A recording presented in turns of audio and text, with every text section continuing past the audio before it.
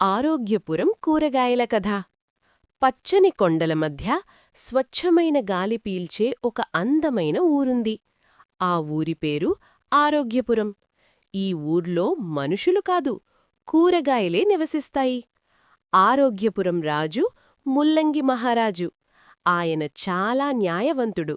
కొంచెం కఠినంగా కనిపించినా లోపల మాత్రం చాలా మృదువైన మనసు. రాణి టమోటాదేవి ఎప్పుడూ చిరునవ్వుతో అందర్నీ ఆదరించేది.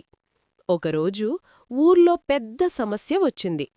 చిన్నపిల్లలు బలహీనంగా మారుతున్నారు. ఉత్సాహం తగ్గిపోతోంది. ఇది చూసిన ముల్లంగి మహారాజు సభను పిలిచాడు.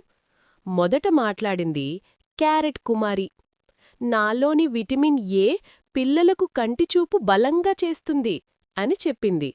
తర్వాత పాలకూర పండితుడు లేచి, నాలో ఇనుము ఉంది, రక్తాన్ని బలంగా చేస్తాను అన్నాడు. బీరకాయ బాబు నవ్వుతూ, శరీరాన్ని చల్లగా ఉంచే శక్తి నాది అని చెప్పాడు. అందరూ తమ తమ గుణాలను చెప్పడంతో టమోటాదేవి ఒక మంచి ఆలోచన చేసింది.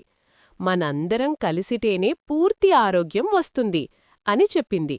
అప్పట్నించి ఆరోగ్యపురంలో ప్రతిరోజూ రంగురంగుల కూరగాయల విందు మొదలైంది. పిల్లలు నవ్వుతూ తింటూ ఆటలతో చురుకుగా మారిపోయారు. ఊరు మొత్తం ఆనందంతో నిండిపోయింది.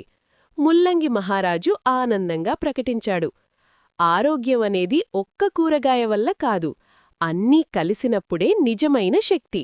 అప్పట్నించి ఆరోగ్యపురం పేరు దేశమంతా ప్రసిద్ధి చెందింది. ఆరోగ్యం, ఆనందం రెండూ కలిసిన ఊరుగా. ఆరోగ్యమే మహాభాగ్యం.